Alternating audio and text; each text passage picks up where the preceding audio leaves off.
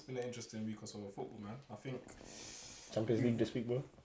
You ready? Champions League? More than ready, bro. Yeah. What you saying? You ready? Bro, meet you in the final, bro. How's us back in it? Meet you in the final, Yeah? Say that, Bro, man. we'll take care of our dinner. What you say?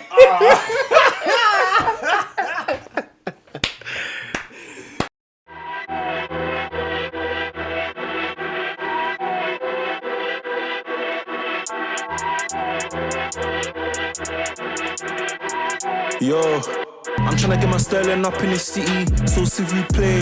As soon as my child can walk, it's straight Project Mbappe. But all the verbal, as soon as I hear that whistle, we get straight to the action.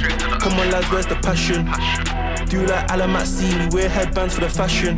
If the defenders drop back, we counter and then attack them. I got my eye on the ball, I got my eye on the ball, yeah. I got my eye on the ball, I got my eye on the ball, yeah. I got my eye on the ball, I got my eye on the ball. Alright, you already know what it is. We're back live and direct. It's Eyes on the Ball TV. Another episode of the Eye Test with my favourite people, with the gang, with the man them, with the squadron. Come on. With the... Give me one. With the team. Okay, come on. The squad.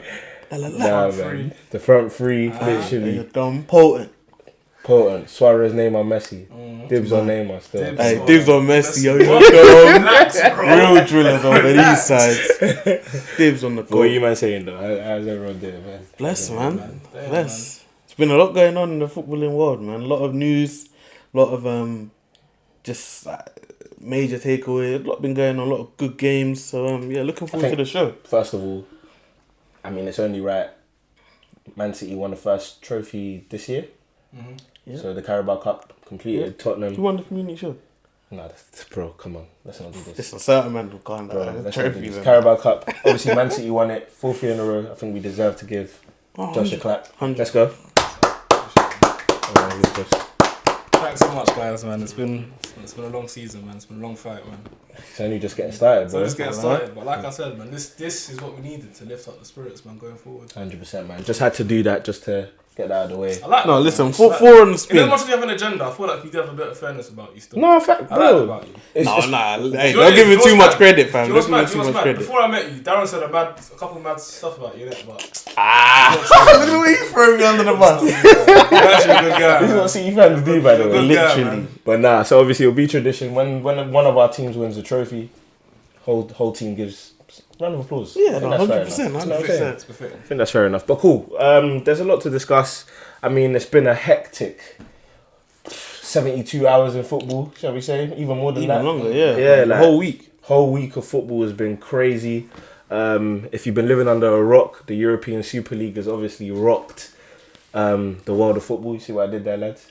You know what I'm saying? But Funny than that. but yeah, like, so the European Super League has obviously come in.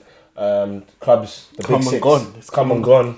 The big six really: Arsenal, Tottenham, Man City, Chelsea, Manchester United, and Manchester. Who didn't I say? Tottenham, you said City. Arsenal, Chelsea, Yeah. City, Liverpool.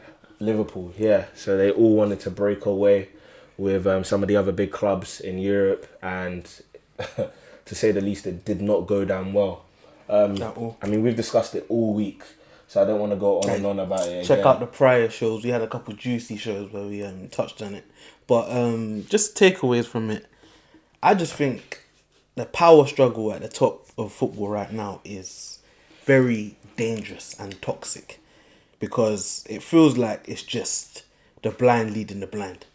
Wherever we look, we don't know where we're going for leadership of the game, whether it's big picture in talking like FIFA, the Premier League, the FA, the PFA, owners of teams.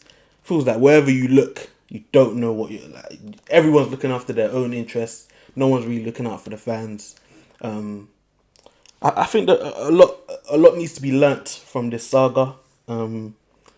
Yeah, man, I think a lot needs to be improved in terms of who's making decisions. I think fans have learnt the power that they have. Obviously, we've seen the protests outside of Emirates, Old Trafford. I think it's definitely a teachable moment, a learning moment. I think players need to understand they have a bigger voice. You know, they need to understand that they should use their platforms more, be more vocal, have their say. Because in other leagues, bro, the players sit at the table. Do you know what I mean? When decisions are made, the players sit at the table. Even on that then, Josh, I'll come to you then. Based on something that Darren said, do you actually think the fans affected the decision? Or do you think the fans actually had a pivotal role to play in affecting the decision for the teams to break up, retract their breakaway? A part of me feels like it's a smoke screen. I think end of the day, true power always lies with those with money and influence, mainly, man. And of course, the fans do influence it in some way, but it's not to even go off topic, but I think it's the same thing with all kind of pillars in society, man. When you look at things such as police brutality and protests and stuff like that, in as much as those protests do help in some way or fashion, end of the day, power still lies with those at the top. Yeah, you know what I'm saying? And I think here with the whole Super League thing, the main takeaway for me is monopoly of power, man. So I'll break it down on this very quickly. I think personally that even though the Super League may not have been the best way to kind of introduce new competition, introduce something fresh into football, I think the standout moment for me is the fact that UEFA and FIFA still monopolise football greatly. In a sense where 100%. Even if, let's say, the Super League did have good intentions here, the fact that they weren't even allowed to propose what they wanted to propose and for it to get through in that just because it doesn't line FIFA or UEFA's pockets is big. Yeah. Do you get what I'm saying? Mm-hmm. And we've all seen the corruption with UEFA and FIFA over the past years, decades, or whatever. Years. So for me, I think that's the biggest takeaway here is the monopoly of power in football. I agree with that. And the fact that even though we do think that players and fans should take more positive stands for the game, how much does it really influence or change football? So I don't think it's true power in my opinion. I think we know the power, or we knew the power of UEFA and FIFA, but I think it showed this week showed how much it needs to change. Do you know what I mean? I think it highlighted why fans need to have more of a say, why players need to have more of a say. We had managers in press conferences. They're the ones directly affected by the decisions that are being made, and they weren't even consulted, and they were put out there to dry in front of the media. I think that's a perfect example of why they need to have more of a say.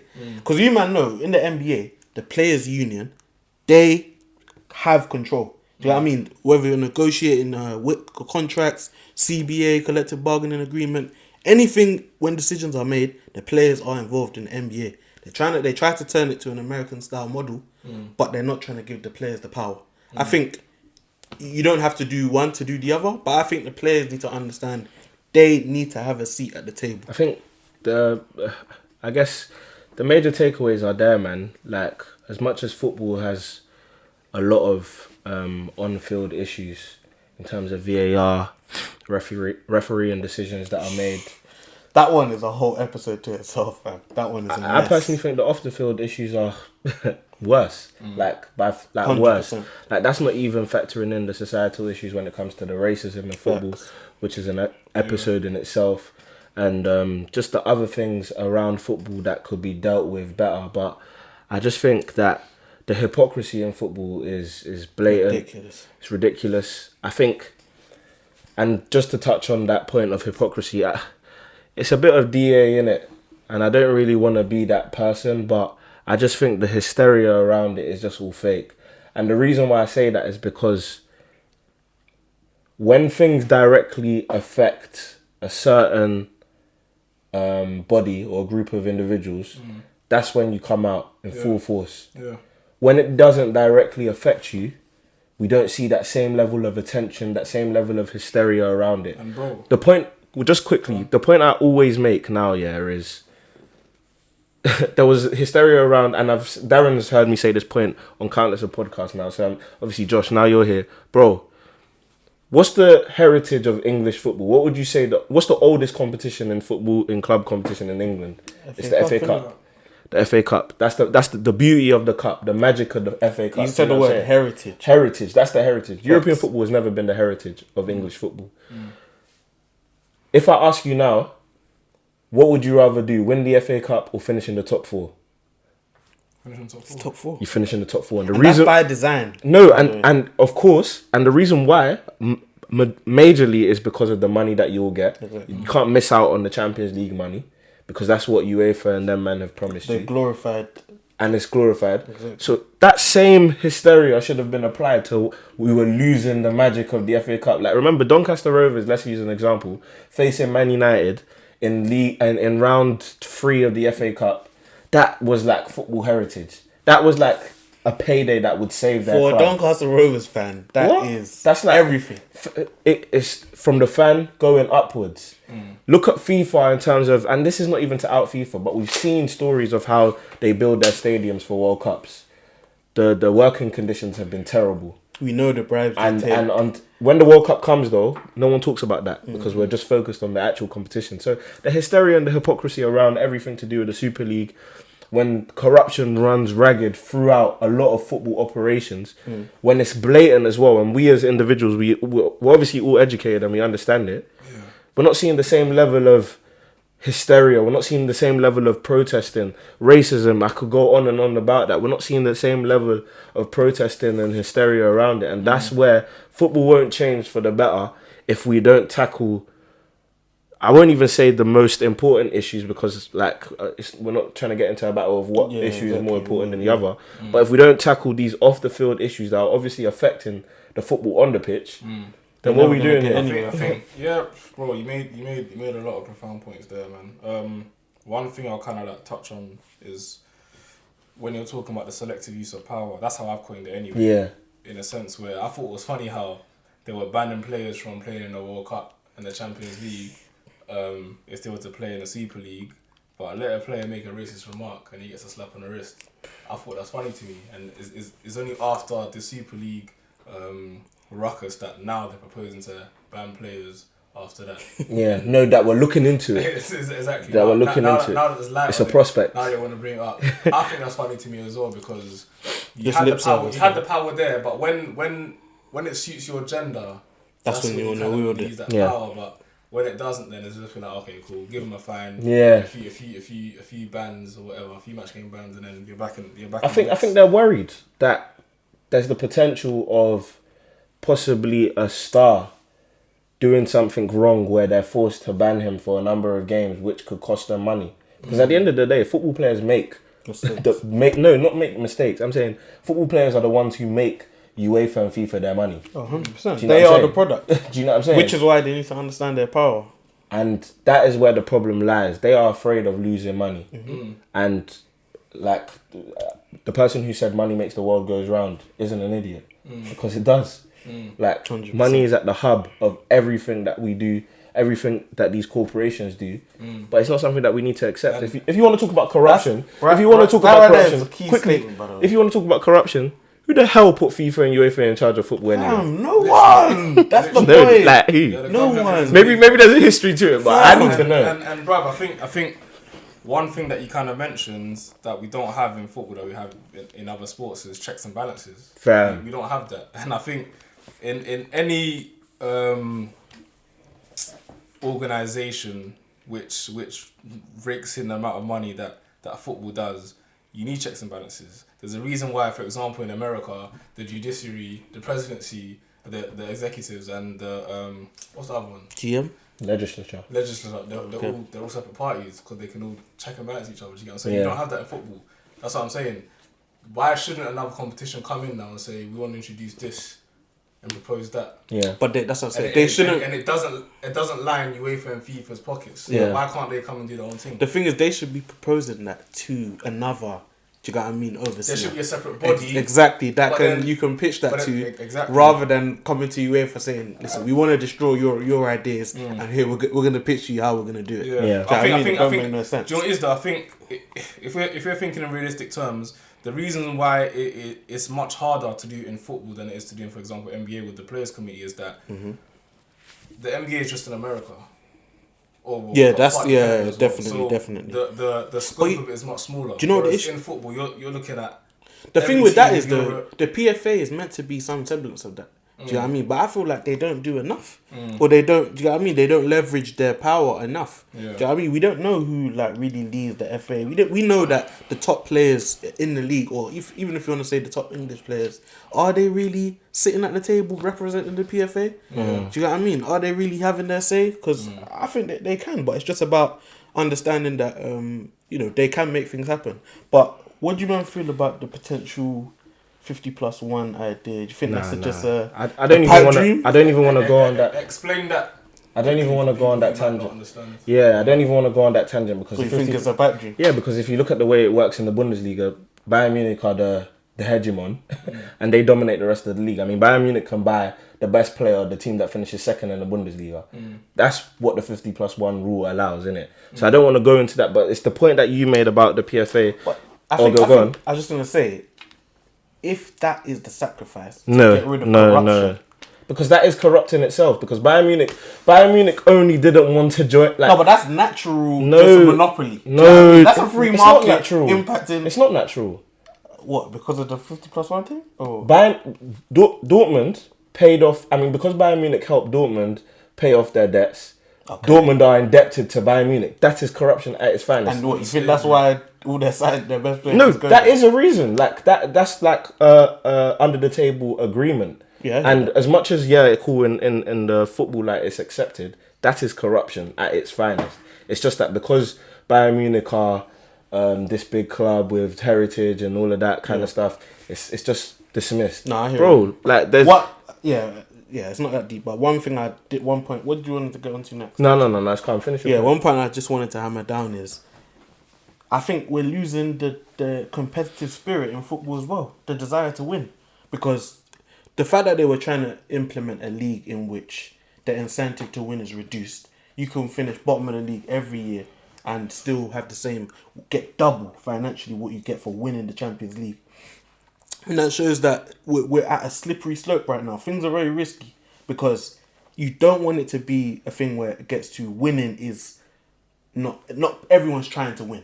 Do you know what I mean? Because that's what football's about. But I think, do you know what it is though? Even I'm gonna try to play a little bit. And it's sports, bro. You got to compete to win. Advocate here. As much as I do hear that, cool. You have 30 teams in a league or whatever. You got to think, bro. Teams have to be realistic with their goals here. There can only be one champion, 4 getting Champions League, and then another 2 whatever getting European football or whatever. Cool. So if you're coming in as a Fulham or a Sheffield, you have to be realistic with your expectations. How far can we push to be successful without now detrimenting our success in the future?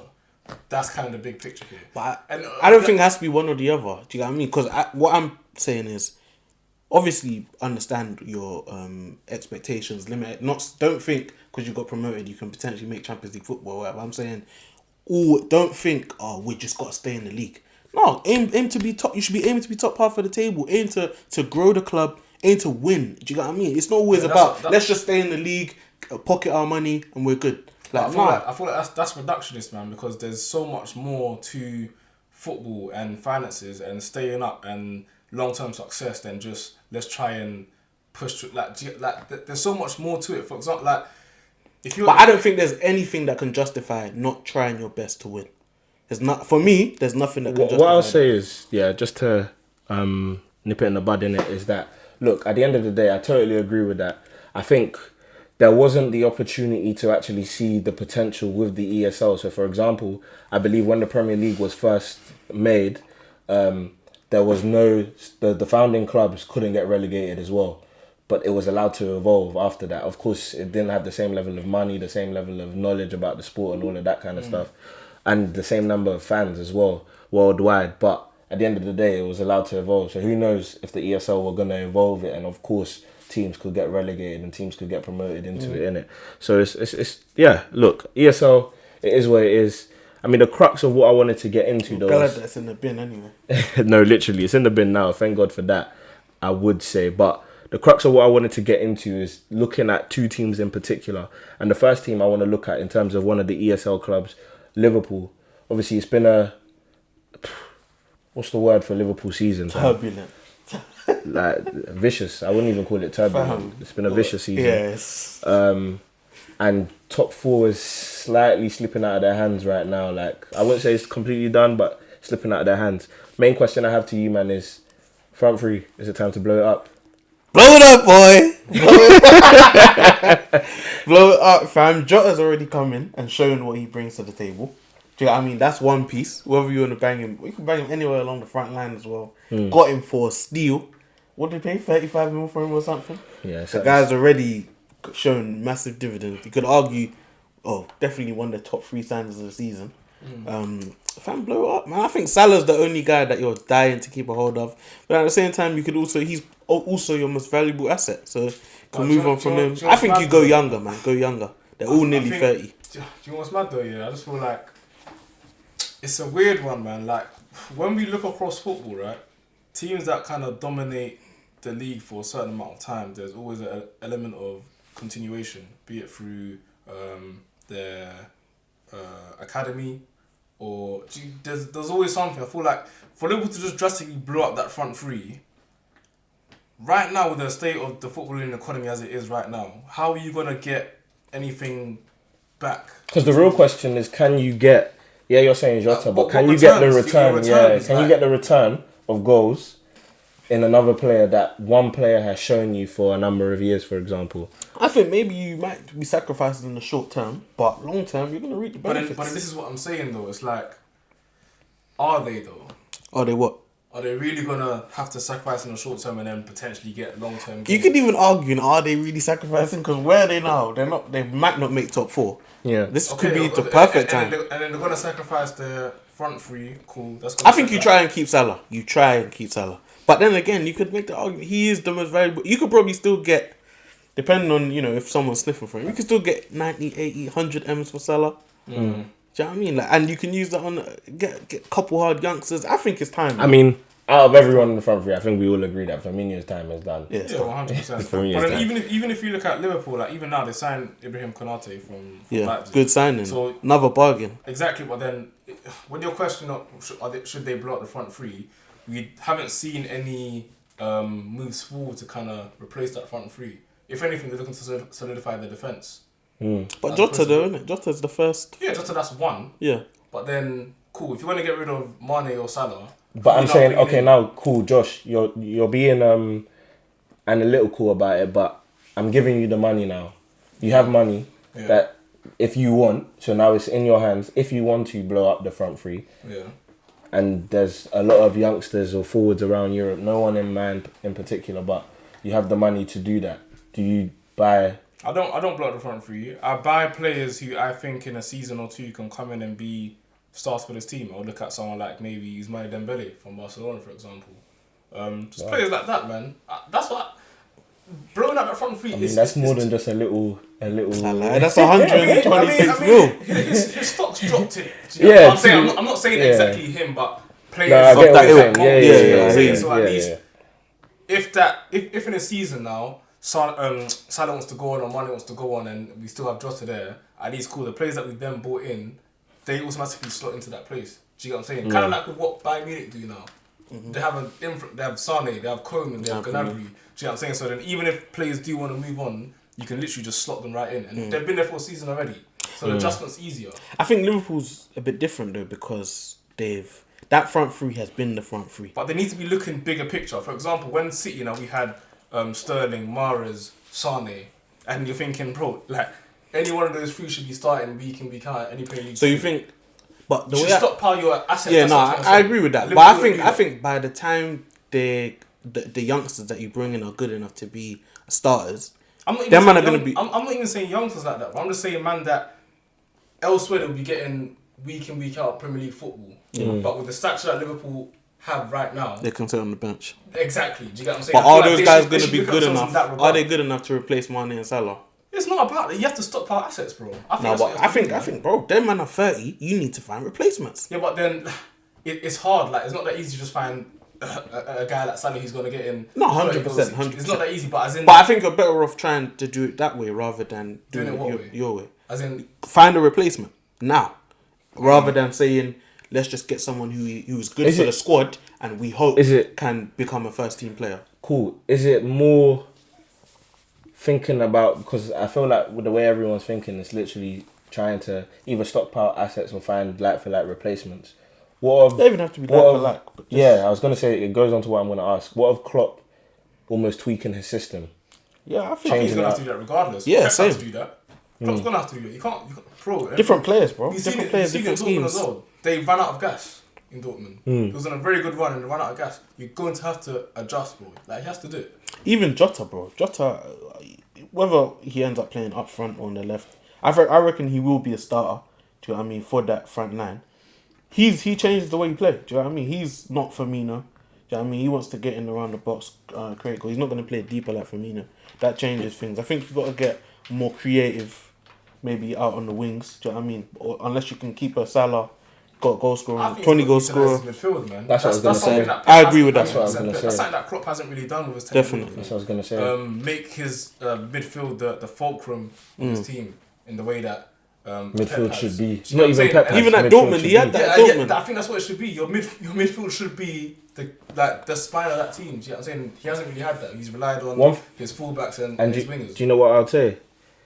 Like, ingenuity, always breeds great success, like when no one's seen it before. So Conte, perfect example, came into the league, 3 at the back, no one's seen it before in the Premier League, and it just wins us the league, go on a crazy run. Do you know what I'm saying? Klopp, I don't think I've ever seen a Premier League team who have won the title win it without having goals from their midfield. Do you know what I'm saying? I don't. When I think back, yeah, that's a good question. Like, I'm trying to think. I think even Man United, who played like, they still got goals from their midfield because they had midfielders, like right midfielders, left midfielders. Yeah.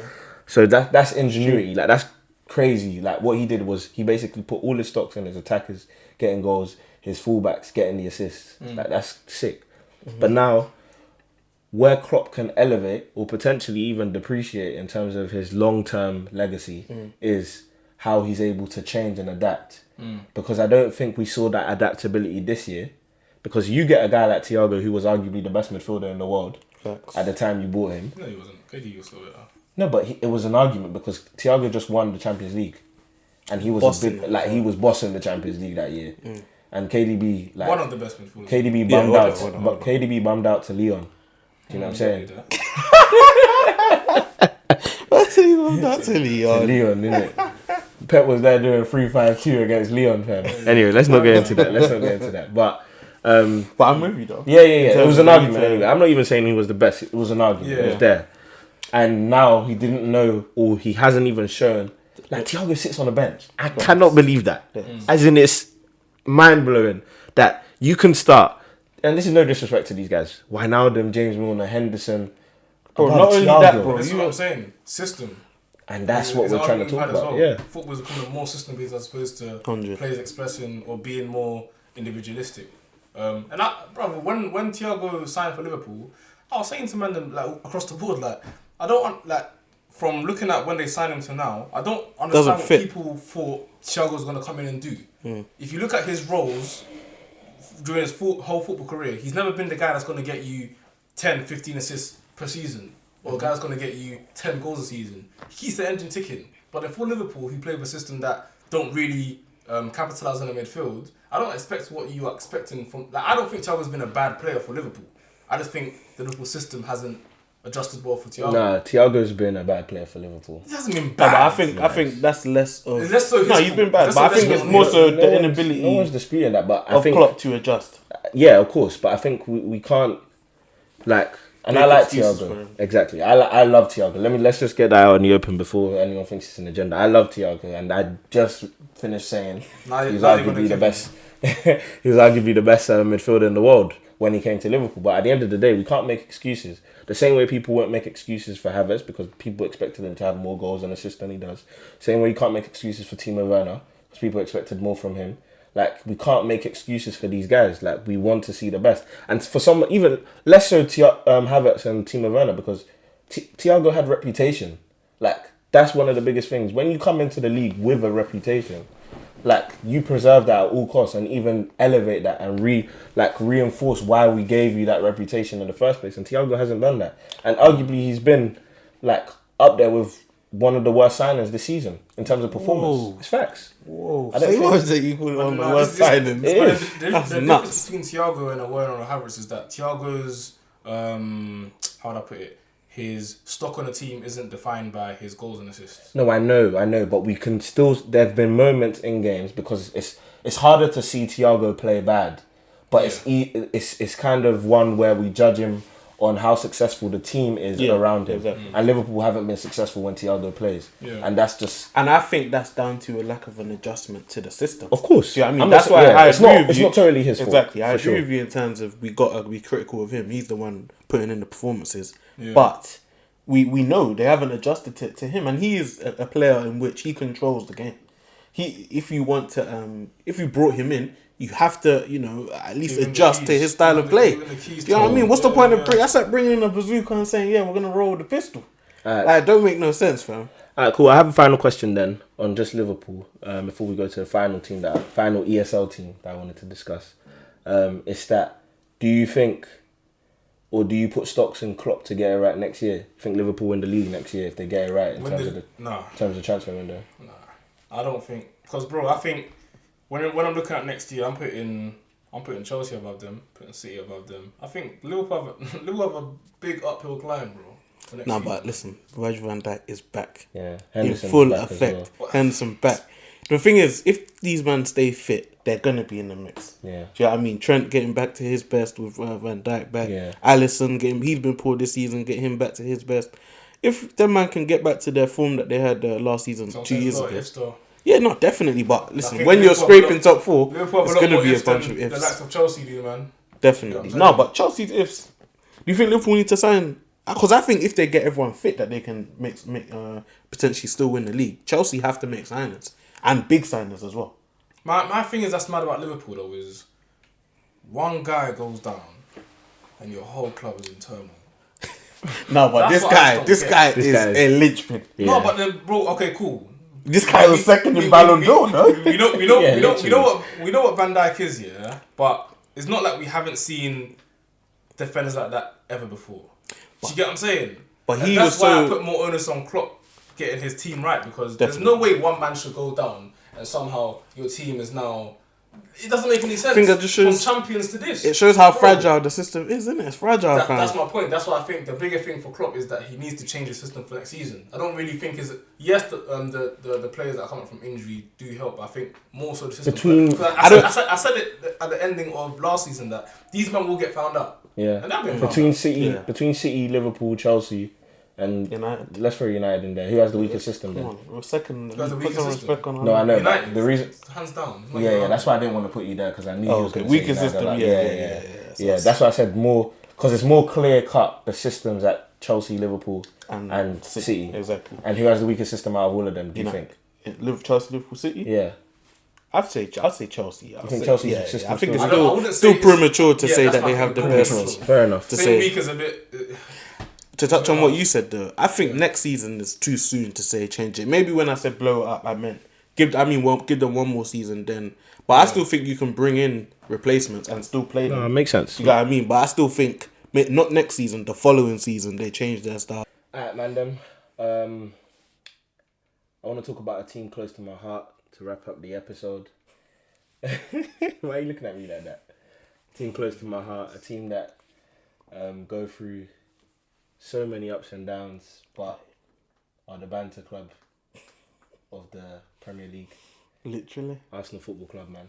Arsenal Football Club. Look, there's not much to say. I mean, besides the fact that this guy's too jokes.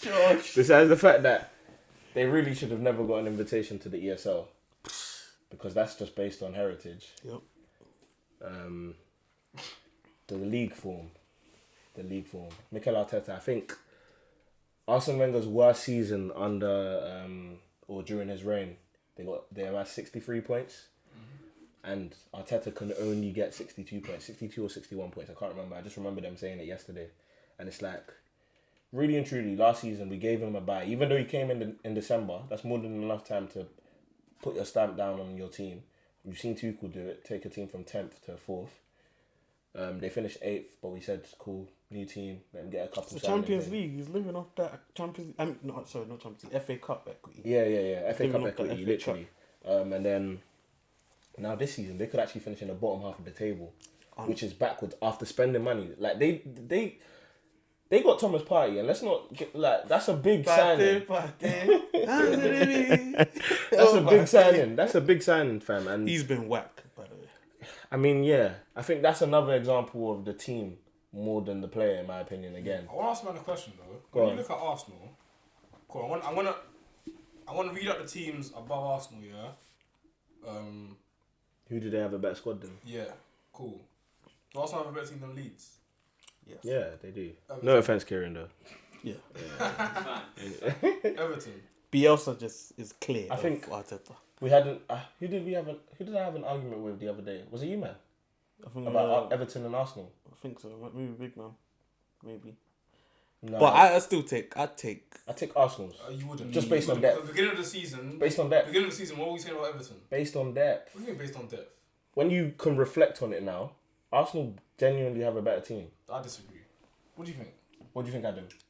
Squad depth. I think it's close. It's close though. I'm not saying it's No, not. you quick, know but- what? When I deep it, go on, Adam. Sorry. I'll give it Arsenal just because, again, when you look at the same way we were talking about PSG last week and why we think they're sort of High-end talent. The top level. High-end talent, yeah, for sure, man. You look at Everton, Okay. they've got But- Richarlison, James, but then you look at Aubameyang, Yeah. Lacazette, there's sort of Cool. little Fair bit enough. of- I still think though.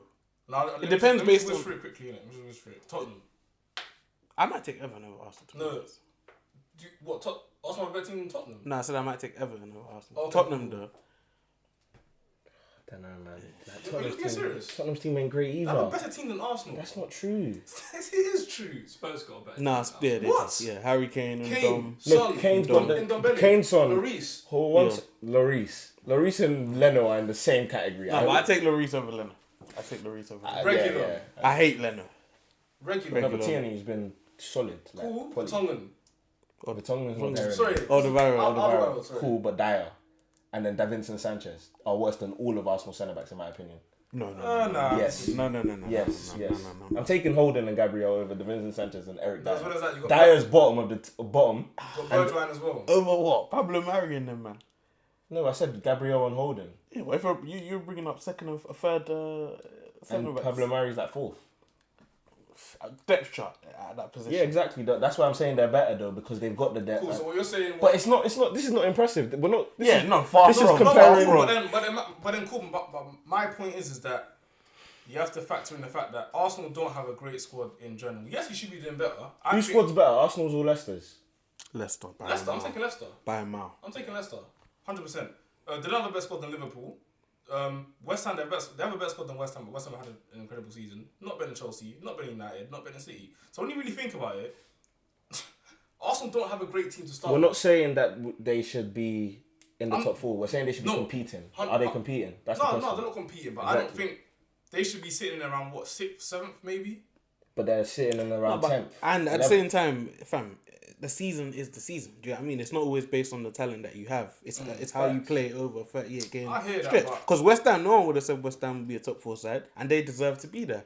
Arsenal, they are where they are because they deserve to be And there. this You is- just got to be better. and- I just think that if they were to let go of Mikel Arteta, I don't think their fortunes are going to be any greater. I Oh, disagree. they are. Or I much disagree. I think they are. I disagree. I mean, like, look, a lot of Maybe you don't go to top 4, but you definitely No, are. we're talking about improvement. Yes, fair enough. If I want to give Arteta anything to his credit, we've seen incremental growth in terms of the defense, and that the stats prove it as well. Like he's conceded, I think, 10 less goals than Emery, which is a lot of goals but they've decreased in terms of the number of goals they actually score, which obviously is affecting him in total. But like it comes back down to what I always talk about. I even made a tweet on it that got quite a bit of traction. Managers. Humble brag. I lie. I got that off Kieran though, to be fair.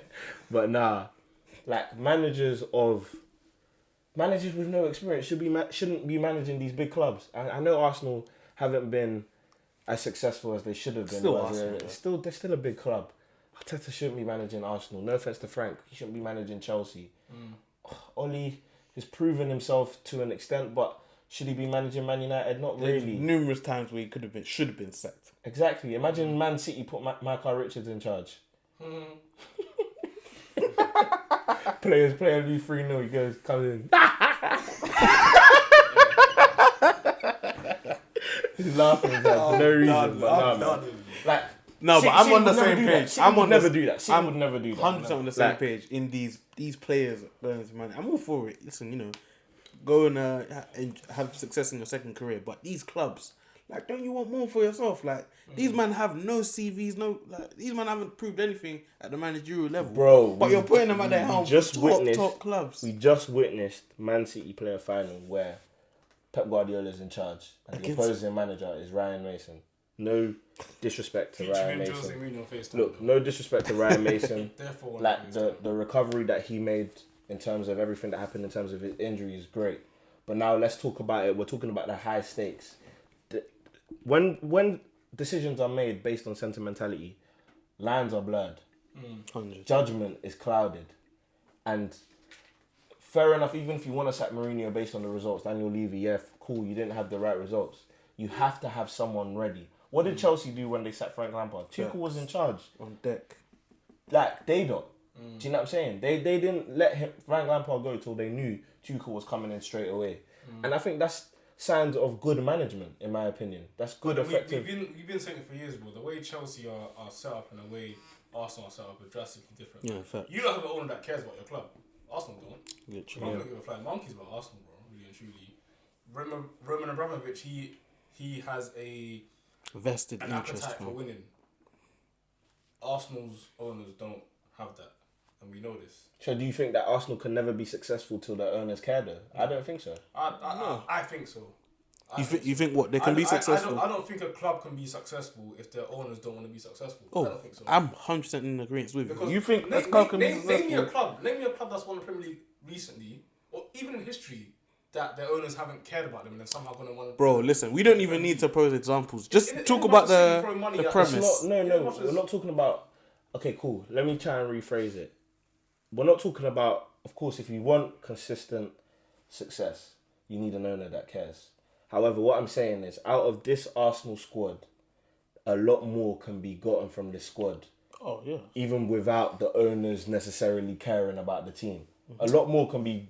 Like, a lot more juice can be got out of this team, in my opinion. But my thing is though, is that, like, when the energy around the club is big, and we spoke about it last week in terms of how you were saying to me that Chelsea have a history of winning. Like, they want to win everything. So despite the condition of their team, they're still about winning.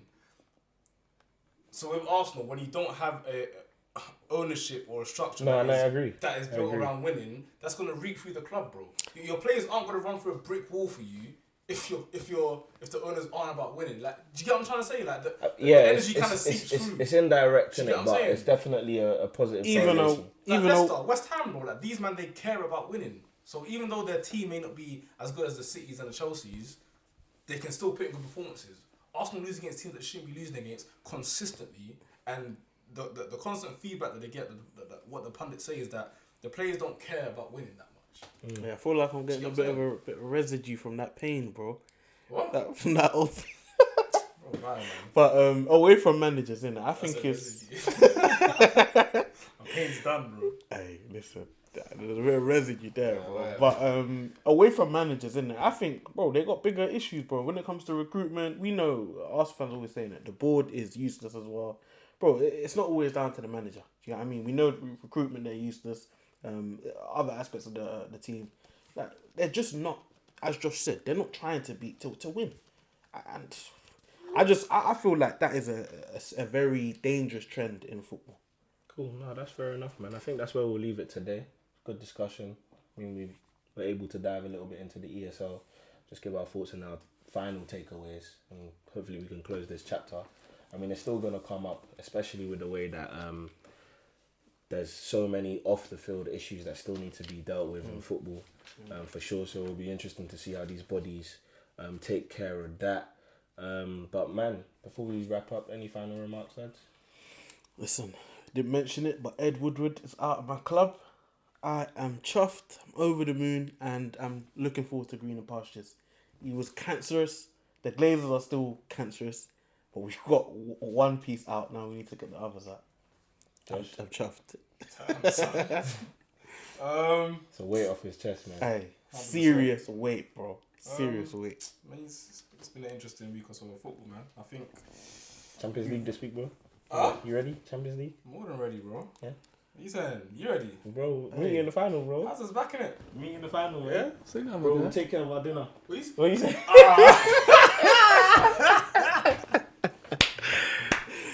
It's been Eyes on the Ball. calm, man. It's been Eyes on the Ball TV. Make sure you like, comment, subscribe. there. Shout out once again to High Press Media. Of course, make sure you follow them on Instagram. The YouTube account will also be released shortly. Adam will be keeping us updated with that. Do all of that good stuff again. Like, comment, subscribe. Follow us on Eyes on the Ball TV _ on Twitter and on Instagram as well. Hey, episode 2 of the eye test. We are.